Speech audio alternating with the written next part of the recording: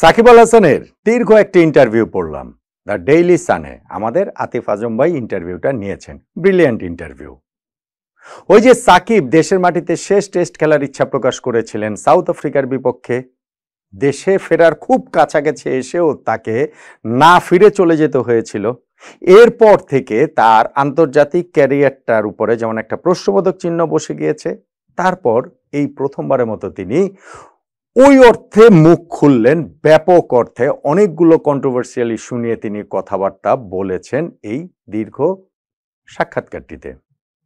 আমার কাছে সাকিবের এই সাক্ষাৎকারের অনেকগুলো জায়গাকেই মনে হয়েছে সাকিবের মতো করেই বলা, কিন্তু মূল যে নির্যাস, মূল যে জায়গাটা, সেটার সঙ্গে আমি পুরোপুরি একমত যে সাকিব আল হাসানের যে স্বপ্ন এই মুহূর্তে দাঁড়িয়ে, তার যে ইচ্ছা এই সময়ে এসে দেশের মাটিতেই তিনি লাস্ট খেলা খেলতে চান, দেশের মাটিতে খেলেই তিনি অবসর নিতে চান, সেইটা আগামী 1 বছর 2 বছরও তিনি তার ক্যারিয়ারটাকে প্রলম্বিত করতে চান।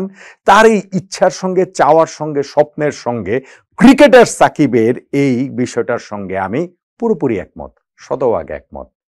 সেইটা কি আসলে বাস্তব ভিত্তি রয়েছে? সত্যি সত্যি কি সেইটা আসলে সম্ভব হবে? দেখুন, আমি বলছিলাম ইন্টারভিউর অনেকগুলো জায়গা নিয়ে আমার আসলে প্রশ্ন রয়েছে, এবং অবভিয়াসলি প্রশ্ন রয়েছে, সাকিবের মতো করে এক্সপ্লেইন করেছেন, সেইটা আমার কাছে মনে হয়েছে সাকিবের মতোই এক্সপ্লেইন করেছেন, ঠিক গ্রহণযোগ্য না অনেকগুলো জায়গায়। যেমন ধরেন হচ্ছে গিয়ে তার সেকেন্ড কোয়েশ্চেনটাই ছিল এই ইন্টারভিউতে যে তার নামটা বদলে কন্ট্রোভার্সি আল হাসান হলে আসলে কিরকম ভাবে তিনি রিয়াক্ট করতেন, এবং তিনি এই উত্তরটাতে বলেছেন যে চারপাশের যে পরিস্থিতি তাতে এই নামটা আর কি যথেষ্ট ফিট ইন করে, যদিও সাকিব আল হাসান নামটাই তিনি প্রেফার করেন। অথচ একটু পরেই তিনি বলেছেন প্রশ্নের উত্তরে যে সাকিবকে নেগেটিভ ভাবে মিডিয়াতে বা সব জায়গাটাতে হচ্ছে গিয়ে পোর্ট্রে করা হয়েছে টু সাম এক্সটেন্ট, এবং সেইখানটাতে সাকিবকে সেল করার জন্য সেই নেগেটিভিটি দরকার ছিল। ভাই, আপনি নিজেই যখন বলেন যে কন্ট্রোভার্সিয়াল হাসান নামটা আসলে যথার্থ হয় পরিস্থিতি বিবেচনায়, তাহলে আর আপনাকে নেগেটিভ ভাবে পোর্ট্রে করার কি আছে? আপনার নেগেটিভিটি সেল করার কি আছে? আপনি নেগেটিভ কর্মকাণ্ড করলে তো সেই জিনিসটা তো আলোচনা হবেই, হওয়াটাই খুবই স্বাভাবিক। আমি বলছিলাম যে অনেকগুলো জায়গা নিয়ে আলোচনার জায়গা রয়েছে, প্রশ্নের জায়গা রয়েছে। সাকিবের পলিটিক্সে জয়েন করাটাতে তিনি বলছেন যে সেটা সঠিক, এবার যে কেউ পলিটিক্সে জয়েন করতে পারে, ফেয়ার এনাফ। সাকিব ওইখানে বলেছেন যে তার পলিটিক্সে তিনি যখন জয়েন করেছেন তার আগে কিংবা পরে এই সময়টা তার ফোকাস শুধুমাত্র ক্রিকেটেই ছিল। পলিটিক্সে জয়েন করলে সময়টা শুধুমাত্র ক্রিকেটেই যদি ফোকাস থাকে, এবং তখনকার প্রধানমন্ত্রী শেখ হাসিনার নির্দেশক্রমে সেই জিনিসটা তিনি করেছেন, ক্রিকেটেই ফোকাস রেখেছেন, পলিটিক্সে জয়েন করাটা সেই ক্ষেত্রে কি আসলে যথার্থ হয় কিনা, যৌক্তিক হয় কিনা, তার মতো ব্যাখ্যা দিয়েছেন যে চ্যাম্পিয়ন্স ট্রফি পর্যন্ত তিনি এইটা ক্রিকেটটা কন্টিনিউ করতেন, তারপর গ্রাজুয়ালি পলিটিক্সেই তিনি আসলে শিফট করতেন, সিস্টেমের ভেতরে ঢুকে তিনি সিস্টেম চেঞ্জ করতে চেয়েছেন, এবং তিনি মনে করেন যে মাগুরাতে তার ওই জায়গাটাতে এলাকার লোকজন তাকে যথার্থই ভোট দিয়ে সংসদ সদস্য নির্বাচন করেছেন, তিনি হচ্ছে গিয়ে ওই জায়গাটাতে জনপ্রিয় এবং ওইখানে ইলেকশন হলে তিনি জিতবেন, এরকম হচ্ছে গিয়ে তার বক্তব্যের যে জায়গাটা।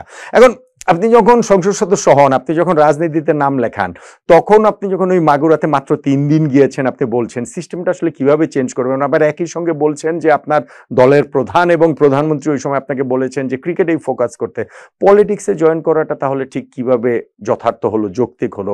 দুইটা জিনিস তো একই রকম সত্য আসলে হতে পারে বলে আমার কাছে মনে হয় না। এইটা আমার কাছে একটু কন্ট্রাডিক্টরি মনে হয়। তার কিছু বিতর্কের বিষয়ে কথা তিনি বলেছেন, যেমন ওই যে বাংলাদেশে যখন ওই যে ছাত্র জনতার আন্দোলনটা চলছিল, ওই মুহূর্তে কানাডার গ্লোবাল টি20 লিগ খেলা চলাকালীন সময়ে ফেসবুকে যে তার স্ত্রী ছবিটা দিয়েছিলেন যে well spend day in Toronto, এবং সেইটার যে ব্যাখ্যাটাতেও সাকিব বলেছেন যে তার আরো অনেক বেশি এই বিষয়টা নিয়ে অ্যাওয়্যার হওয়া প্রয়োজন ছিল অ্যাজ এ পাবলিক ফিগার। আবার একই সঙ্গে তিনি বলছেন, বা তিনি যে ইমপ্রেশনটা দিয়েছেন যে তিনি দেশের কি হচ্ছে না হচ্ছে সেটা সম্পর্কে তার খুব ভালো আসলে আইডিয়া নাই, এবং ওই জায়গাটা থেকেই হচ্ছে গিয়ে এটা প্রি প্ল্যান্ড একটা হলিডে ছিল, সেইটা তিনি আসলে ওই ছবিটা তিনি নিজেও দেন নাই, তার স্ত্রী দিয়েছে সেই ব্যাখ্যাতেও তিনি বলছেন তিনি নিজেও দেননি। এবং এই জায়গাটাতে আমি বলছি যে আমার আরেকটা কন্ট্রাডিক্টরি জায়গা তৈরি হয়েছে বলে মনে হয়, সাকিবের নিজের বক্তব্য এই দুইটা সাইড থেকে। ওই যে একজন দর্শককে তিনি প্রশ্ন করেছিলেন দেশের জন্য আপনি কি করেছেন, ওই কানাডার গ্লোবাল টি20 লিগ খেলার সময় দর্শক তাকে প্রভোক করেছে, তিনি সেইটা বলছেন, দর্শক প্রভোক করেছে, খুবই সত্যি কথা। কিন্তু অ্যাজ এ পাবলিক ফিগার আপনাকে তো ওই জায়গাটা থেকে কি বলতে হবে কি বলতে হবে না সেটাও তো আপনার যথার্থ জানা উচিত, সেই দায়িত্বটা তো আপনার নেওয়া উচিত। সেইটা তিনি যথেষ্ট ভালোভাবে নিতে পারেননি। সাকিব একই সঙ্গে বলছেন যে ওই পাবলিক ফিগার হিসেবে তার আরো সচেতন হওয়া, আরো সতর্ক হওয়া প্রয়োজন, কিন্তু আবার তিনি এই বিষয়গুলোর একটা নিজের মতো ব্যাখ্যাও দাঁড় করাচ্ছেন। কন্ট্রাডিক্টরি হয় না? জিনিসগুলো তো কন্ট্রাডিক্টরি হয়। কিংবা ধরেন হচ্ছে কি সাকিবের বাংলাদেশে যে অন্যান্য বিষয়গুলো যে তার রয়েছে, ধরেন হচ্ছে কি ওই যে কাঁকড়ার ফার্ম নিয়ে তিনি বলেছেন যে এই বিষয়টা তিনি খুব একটা বিজনেসে দেখাশোনা করার খুব একটা সময় পাননি, তিনি ওইখানে হয়তো একবার মাত্র গিয়েছিলেন, কিন্তু এটা তিনি দায় দায়িত্ব নিচ্ছেন। 2019 পর্যন্ত ব্যবসা ভালো চলেছে, কিন্তু তারপরে তার পার্টনাররা কি করেছে, অন্যান্যরা কি করেছে, তিনি এই জায়গাটাতে সময় দিলে হয়তো বা ঠিক হয়ে যেত। তিনি বিজনেসে সময় দেওয়ারই সময় পাননি, কিন্তু তিনি বিজনেসটা এখনো রান করতে চান।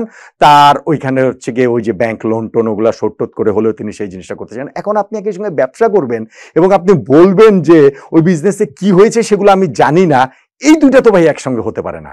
শেয়ার মার্কেট নিয়ে আপনি বলছেন যে শেয়ার মার্কেটে সাকিব আল হাসানের দাবি অনুযায়ী তিনি এখানে ইনভেস্ট করেছেন, কিন্তু ট্রেড কিভাবে হয় বাংলাদেশ স্টক এক্সচেঞ্জে, মানে এই যে শেয়ার মার্কেটে, সেইটাই তিনি জানেন না। কিন্তু তিনি একজনকে ট্রাস্ট করে টাকা পয়সা দিয়েছেন এবং সেইখান থেকে তিনি একটা পয়সা ইনকাম করেনি, তার টোটাল পুরো ইনভেস্টমেন্টই আসলে লস হয়ে গিয়েছে। আমি জানি না তিনি এটা তদন্ত চেয়েছেন, আমার কাছে মনে হয় যে সেটা হলে আসলে খুবই যৌক্তিক হবে, ভালো হবে। কেননা ওই জায়গাটা থেকে শেয়ার মার্কেট কেলেঙ্কারিতে সাকিবের নাম আসায় তাকে হচ্ছে গিয়ে বিরাট অঙ্কের টাকা জরিমানা পর্যন্ত করা হয়েছে, আর এখন সাকিব বলছেন যে তার পুরো টাকাটাই লস হয়ে গিয়েছে।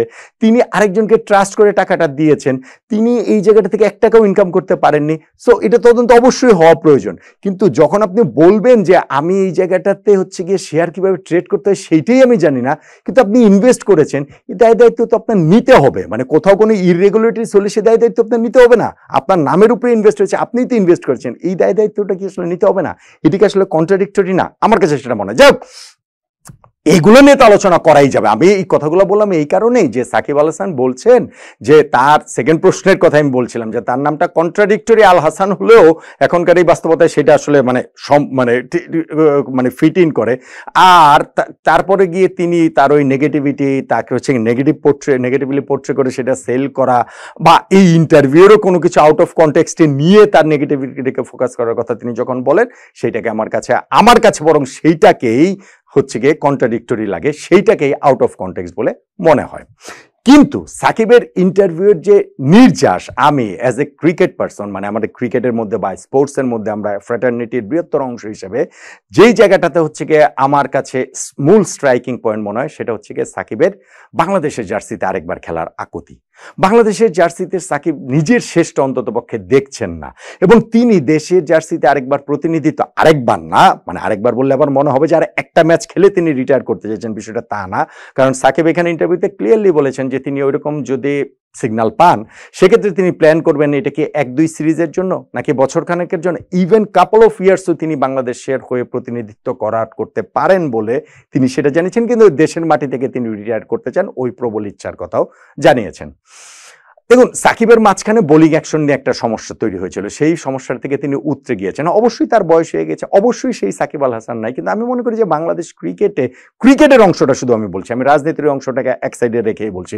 সাকিব এখানে বলেছেন যে তার 18 বছরের পরিচয়টা কি আপনি বড় করে দেখবেন, নাকি শেষ 6 মাসের পলিটিক্যাল যে পরিচয়, মানে ক্রিকেটার পরিচয় নাকি হচ্ছে পলিটিশিয়ান পরিচয় 6 মাসে, সেটাকে আপনি বড় করে দেখবেন। এবং এই জায়গাটা তো আমার কাছে ওই কন্ট্রাডিক্টরি লাগে যে আপনি যখন সেই 18 বছরের পরিচয়ের পাশাপাশি 6 মাসের পলিটিক্যাল যে আপনার পরিচয়, পলিটিশিয়ান সাকিবের যে পরিচয়, সেটাকে তো আর আপনি পুরোপুরি কি বলে চলে বাদ দিয়ে দিতে পারেন না। মানে দুইটা কথাই তো আসলে আপনি বলতে পারেন না, এটা আমার কাছে কন্ট্রাডিক্টরি লাগে। যাই হোক, সো ক্রিকেটের ওই অংশটুকুতে আমি মনে করি যে সাকিবের এই চাওয়াটা খুবই যৌক্তিক, এবং বাংলাদেশ ক্রিকেটকে সাকিব যদি তার ওই ইচ্ছা চেষ্টায় একাগ্রতা দিয়ে, ধরেন এইসব কোনো কিছু মাঝখানে হলো না, ধরেন সাকিব পলিটিক্সে জয়েন করলো না, আই এম শিওর বাংলাদেশ ক্রিকেটে সাকিব এখনো থাকতেন, এখনো খেলতেন, এখনো তিনি রেলেভেন্ট থাকতেন। আমি ওই পলিটিক্যালি তাকে জাজ করতে যাচ্ছি না, পলিটিক্যালি তাকে জাজ করার আমি কেউ না, কিন্তু ওই কন্ট্রোভার্সিয়াল যে জিনিসগুলো আছে সেগুলোকে ওভারকাম করে, সেগুলোকে ম্যানেজ করে সাকিব বাংলাদেশের জার্সিতে আরেকবার খেলতে পারবেন কিনা।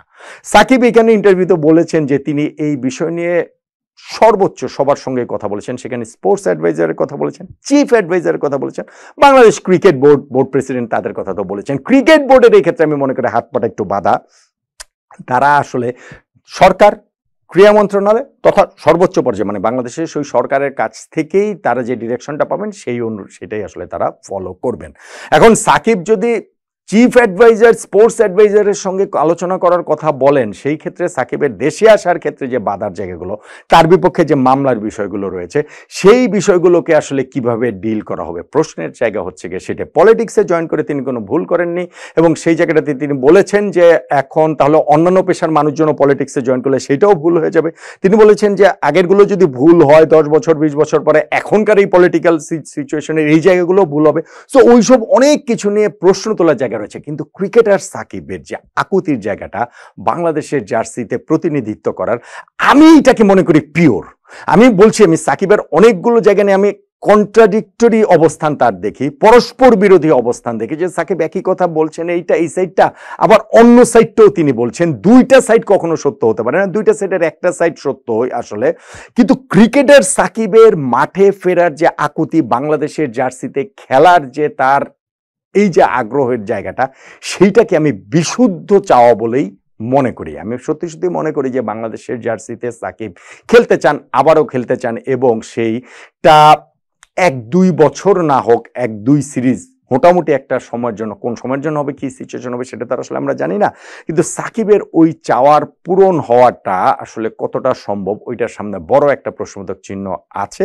সেইটা সাকিবের ওই পলিটিক্যাল অ্যাফিলিয়েশনের কারণেই, এবং সহসাই যে এই জায়গাগুলো থেকে আসলে চেঞ্জ হয়ে সাকিবকে বাংলাদেশে খেলার অনুমতি দেয়া হবে, আমার কাছে অন্ততপক্ষে সেইটা মনে হয় না। যখন সাকিব ইন্টারভিউতে এটা অফিসিয়ালি বলেন যে তার চিফ অ্যাডভাইজার স্পোর্টস অ্যাডভাইজারের সঙ্গে আলোচনা হয়েছে, আমি ক্রিকেট বোর্ড প্রেসিডেন্টের কথা একপাশে সরিয়ে রেখেই বলছি, সেই ক্ষেত্রে তারা আগে অনুমতি দেননি। এখন সিচুয়েশনের কোন জায়গাটাতে পরিবর্তন হলে সাকিবকে দেশে ফেরার অনুমতি দিবেন, এবং সাকিব যেটা বলছেন যে তিনি তার সিকিউরিটি নিশ্চিত চান, সেই নিরাপত্তা নিশ্চিত করার গ্যারান্টিটা তারা দিবেন, ওই জায়গাটা আমি আসলে দেখি না। তবে ক্রিকেটার সাকিবের জন্য এটা আসলে খুবই ট্রাজিক, বাংলাদেশ ক্রিকেটের জন্য এটা খুবই ট্রাজিক। আমি আবারও বলছি যে পলিটিক্যাল সাকিবকে আমি একপাশে সরিয়ে রেখে ক্রিকেটার সাকিবের জায়গাটা থেকে বলছি যে সাকিবের মতো বাংলাদেশের ক্রিকেট ইতিহাসের সর্বকালের সেরা যিনি ক্রিকেটার, তিনি তার এই যে চাওয়া, তার এই যে স্বপ্ন, তার এই যে শেষ খেলাটা, ক্যারিয়ার শেষ করাটা দেশের মাটিতে, এই যে ইচ্ছার জায়গাটা,